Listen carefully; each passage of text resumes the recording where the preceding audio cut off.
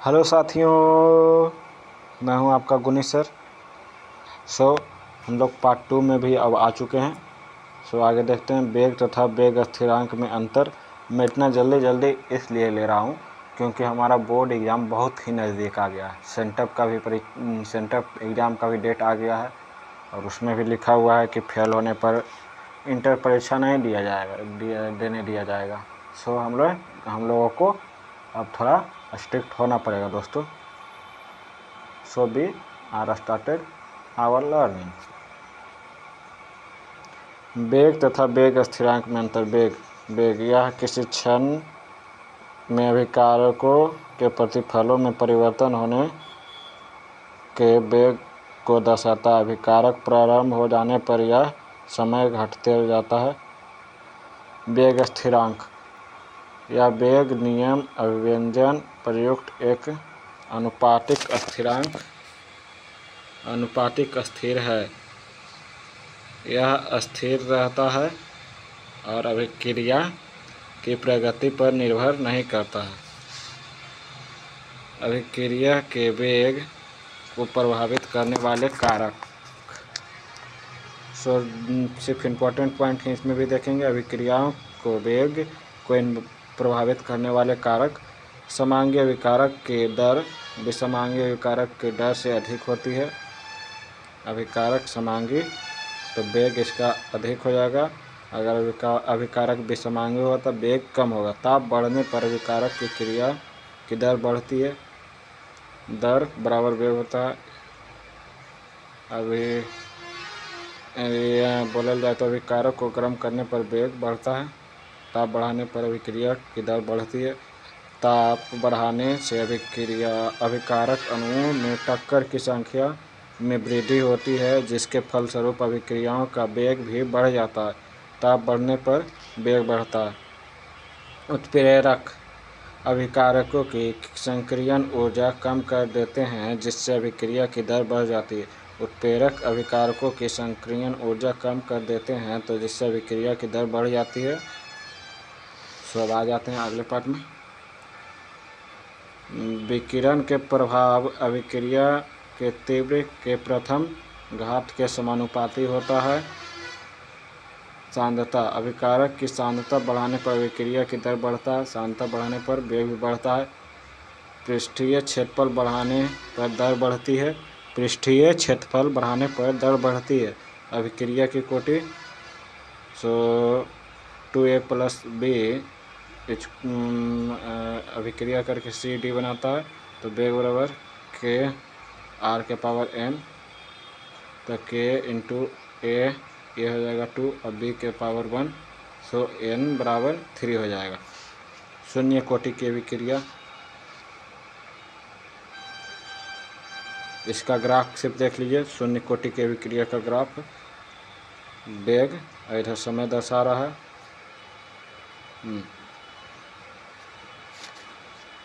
इसका आगे चलते हैं। यह अभिक्रिया देख लीजिए। रिएक्टेंट प्रोडक्ट बनाता है तो वेग के कांस्टेंट हो जाएगा r⁴n, तो k बराबर r⁴n है। n होगा यहाँ पर 0। शून्य कोटि की अभिक्रिया है तो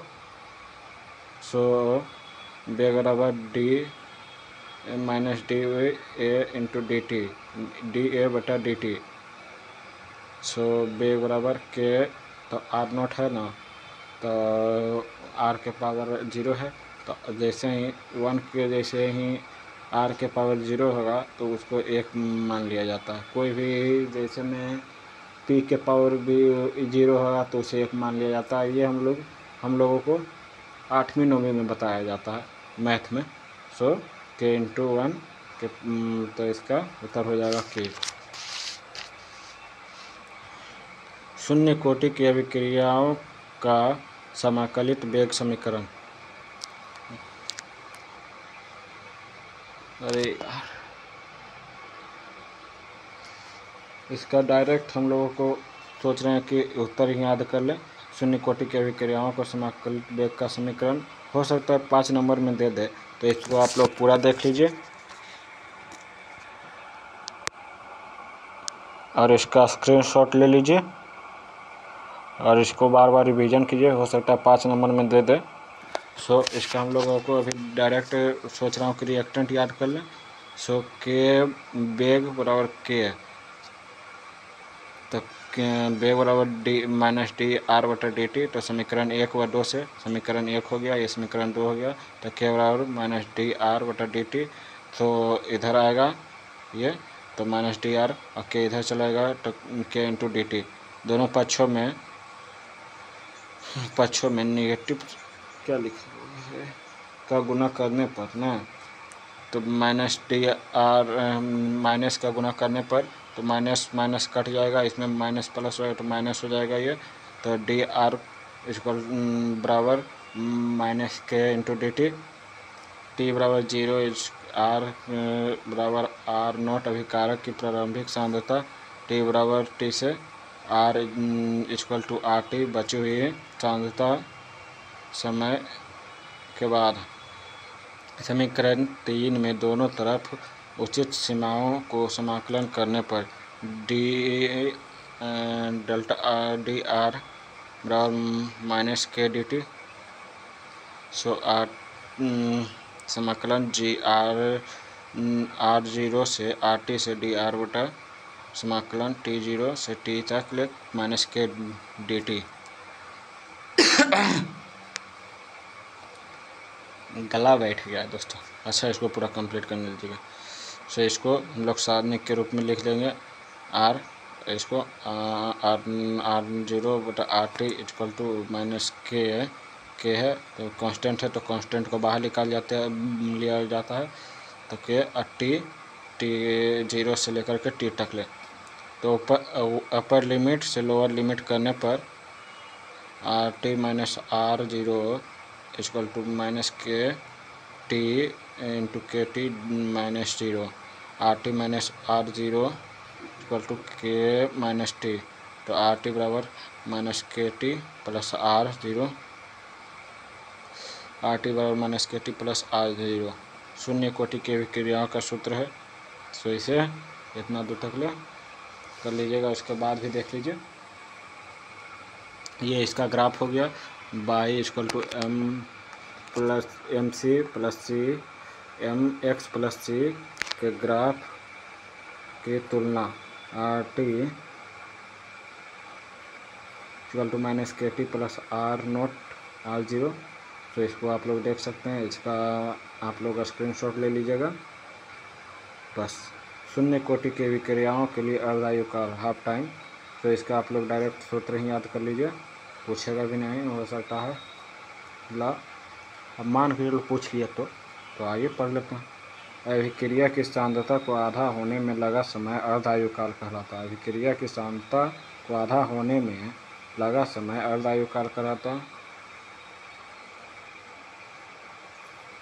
R T equal to minus के टी प्लस आर नोट। तो माइनस के T equal to R zero minus R T. तो टी बराबर R naught minus R T बटा के चल जाएगा इधर।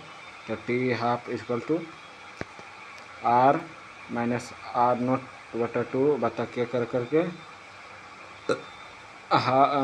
टी हाफ से इक्वल टू आर नोट बटा टू बटा के, तो के टू हो जाएगा। तो नीचे टी हाफ बराबर आर नोट बटा टू के। तो शून्य कोटि के विक्रिया के अर्धायु काल यह प्राप्त हो गया। उदाहरण में देख लीजिए,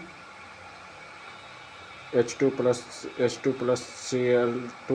Cl2 2HCl बनता है सनलाइट की उपस्थिति में। H2 प्लस Br2 2Br बनता है सनलाइट की उपस्थिति में। उपरोक्त अभिक्रिया यदि सूर्य के प्रकाश की उपस्थिति में या बंद नली में अथवा जल के ऊपर कराने पर इनकी कोटि शून्य होती है। यह बात याद रखिएगा। उपरोक्त अभिक्रियाओं यदि सूर्य के प्रकाश की उपस्थिति में या बंद नली में अथवा जल के ऊपर कराने पर इनकी कोटि शून्य होती है। सो आगे देखते हैं अब हम लोग। उपरोक्त शर्तों के अतिरिक्त यह अभिक्रियाएं द्वितीय कोटि प्रदर्शित करती है। इसमें ज़्यादा कुछ खास नहीं। उत्प्रेरक AU की उपस्थिति में N2O का अपघटन, N2O AU की उपस्थिति में, इसका ये याद रख ले रहिएगा। उत्प्रेरक AU के पृष्ठ में HI का अपघटन 2HI से ये AU की अभिक्रिया कराने पर H2+I2 बनता है। उत्प्रेरक टंगस्टन के पृष्ठ पर अमोनिया का अपघटन कराने पर N2+3H2 बनता है। प्रथम कोटि की अभिक्रिया ये भी हो सकता है दे दे, तो इसको आप लोग भी स्क्रीनशॉट ले लीजिएगा।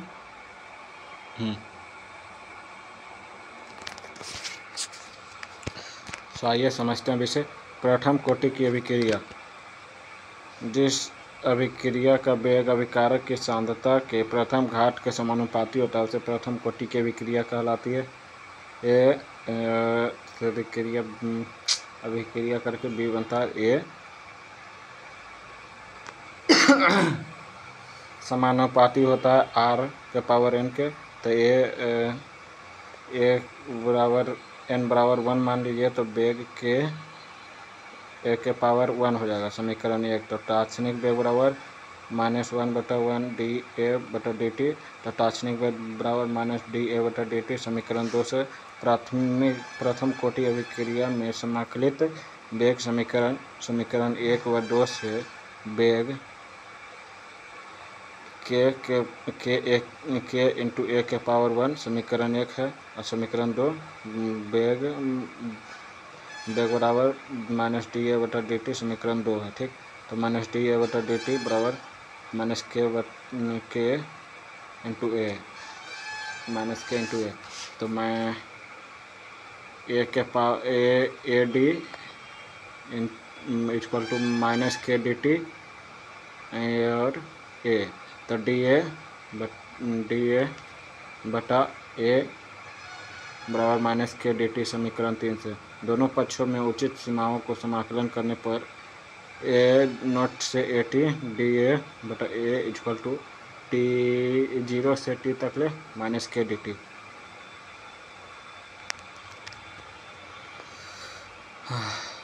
एक सेकेंड दोस्तों,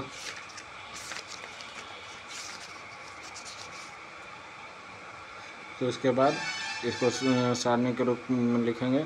तो A0 इसको आगे करके अभिक्रिया कर करके इसको क्या कहते हैं, लॉग ना LNA A0 से AT equal to -k T0 से T अपर लिमिट करने पर। अब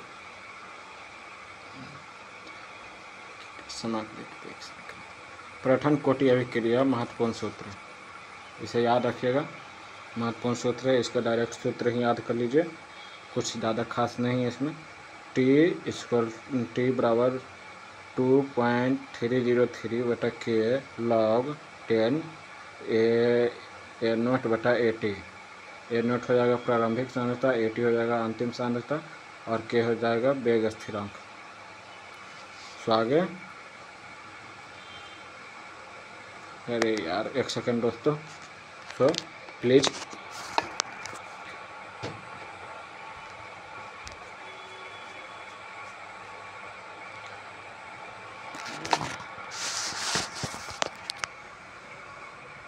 हाँ, तो आगे देखते हैं अब हम लोग।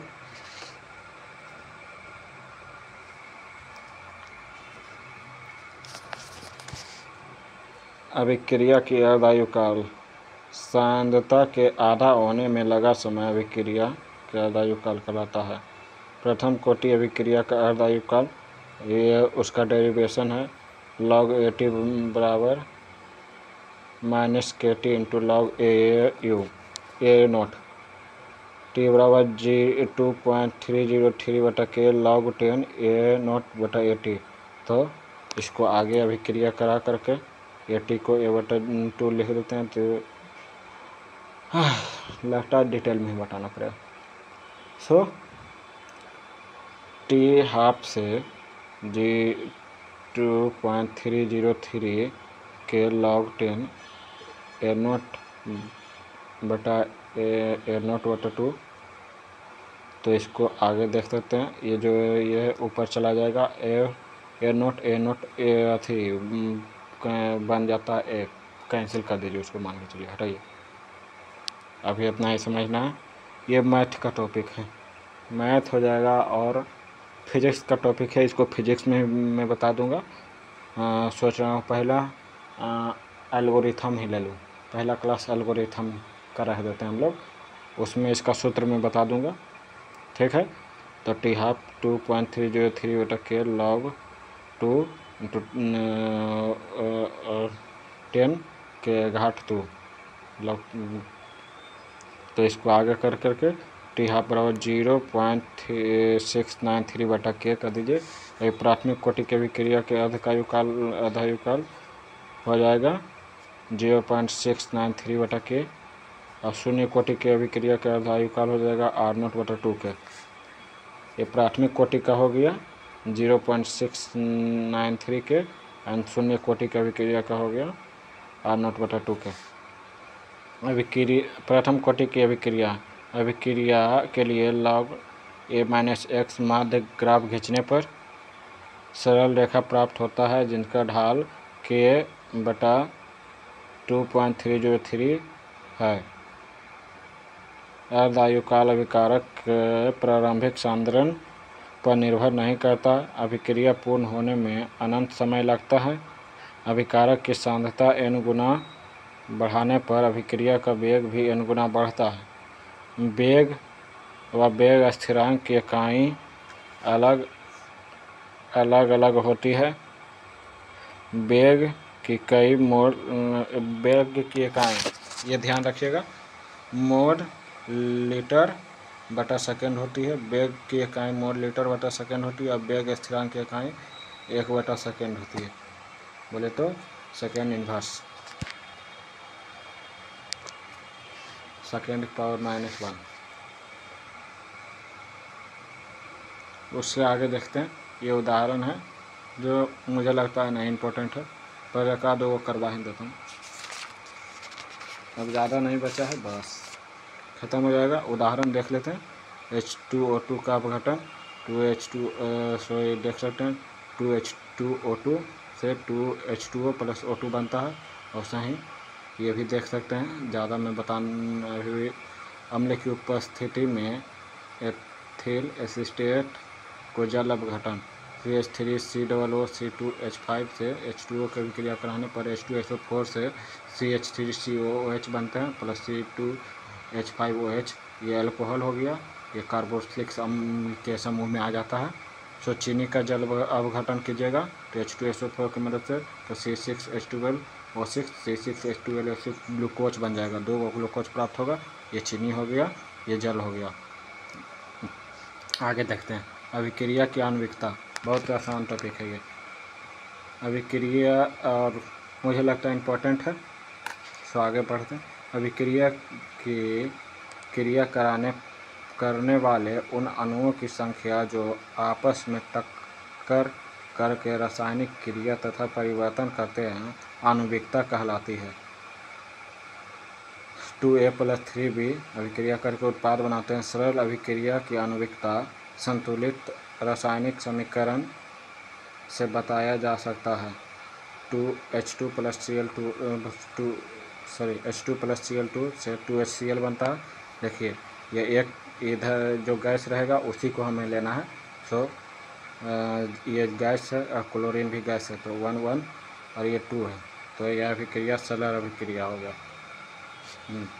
ऐसे दो आणविक अभिक्रिया भी करते हैं। H2 + I2 हो गया, तो ये इसका n⁻² हो जाएगा, और यही 2NO + O2 रहेगा, तो 2 + 1 = 3 हो जाएगा। 3 आणविक अभिक्रिया हो जाएगा। तो आगे चलते हैं हम लोग। अब जटिल रासायनिक अभिक्रियाओं का आणविकता संतुलित रासायनिक अभिक्रियाओं को देखकर नहीं बताया जा सकती। जटिल रासायनिक अभिक्रियाओं की आणविकता संतुलित रासायनिक समीकरण को देखकर नहीं बताया जा सकता। ये बात याद रखिएगा। N2 + 3H2O = 2NH3, तो इसका आणविकता क्या होगा, तो 1 होगा, और 3 गो H2 है, 1 गो नाइट्रोजन है प्लस 3 गो हाइड्रोजन है, तो 4 हो जाएगा। अभिकारक की सांद्रता के घातों का योग करने पर K बराबर N2 के पावर 1 हो जाएगा और H2 के पावर 3 हो जाएगा, क्योंकि 3 है और यहाँ पर कुछ नहीं है तो 1 है।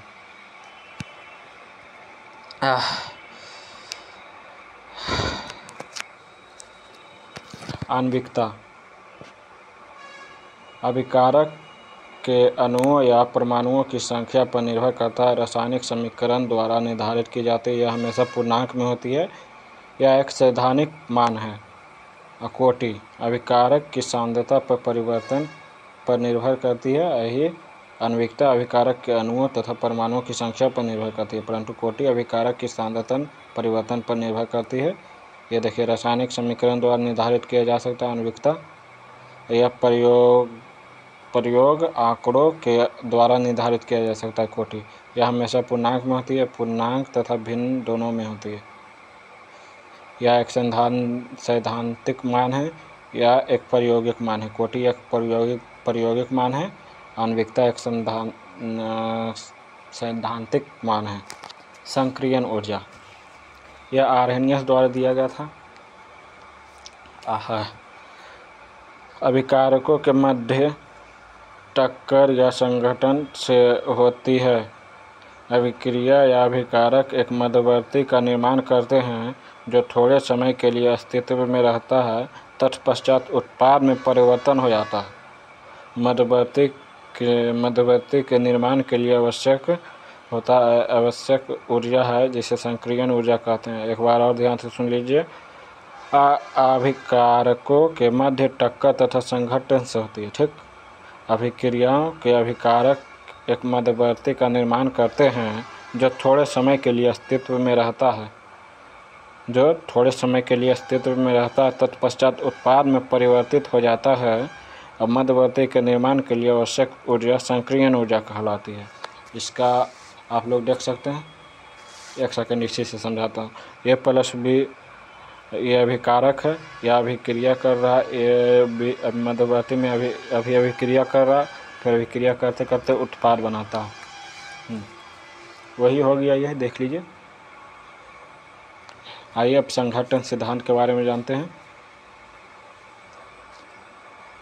अभिकारक के अणुओं को ठोस गोला माना गया है, तो उनके अणुओं के मध्य टक्कर आवश्यक है, क्योंकि अभिकारक के उत्पाद में परिवर्तित होता है। इसे आधार को मानते हुए मैक्स ट्राउजर वाह का नाम है तथा विलियम लुईस के संघट्टवाद के सिद्धांत को प्रतिपादन किया। पहली बात तो मैक्स ट्राउजर तथा विलियम लुईस ने संघट्टवाद को सिद्धांत को प्रतिपादित किया है। ठीक, और यह अभिकारक के अणुओं का ठोस गोला माना गया। इसमें अभिकारक का जो अणु होता है उसको ठोस गोला माना गया, तो उनके अणुओं के मध्य टक्कर आवश्यक है।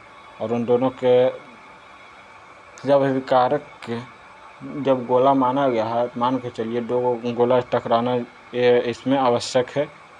अभिकारक के उत्पाद में परिवर्तित हो जाता है। अभिकारक के उत्पाद में परिवर्तित हो जाता है, इसी आधार को मानते हुए।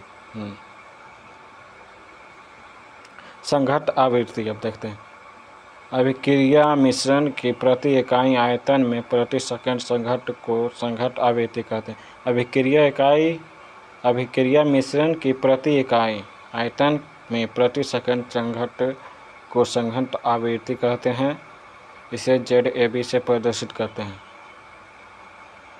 जटिल अणुओं में यह मान्य नहीं होता, क्योंकि यह जटिल अणुओं में सभी टक्कर प्रभावी नहीं होते हैं। जटिल अणुओं में यह मान्य नहीं होता, क्योंकि यह जटिल अणुओं में सभी टक्कर प्रभावी होते हैं। सो फाइनली हमारा रसायन बलगतिकी भी फाइनल पार्ट बोले तो पार्ट 2 में ही कंप्लीट हो गया। सो आगे हम लोग लाएंगे वो हो सकता है उसमें एक ही लेक्चर लगे। सो उसे ही जल्द से जल्द कंप्लीट कर देंगे। अगला है पृष्ठ रसायन। सो मेरे साथ जुड़े रहिए। So thank you and I hope आप लोग अच्छी से तैयारी कर रहे होंगे, और मिलते हैं अगले पार्ट में, बोला जाए तो अगले चैप्टर में। सो थैंक यू, लाइक कर देना दोस्तों और सब्सक्राइब कर देना।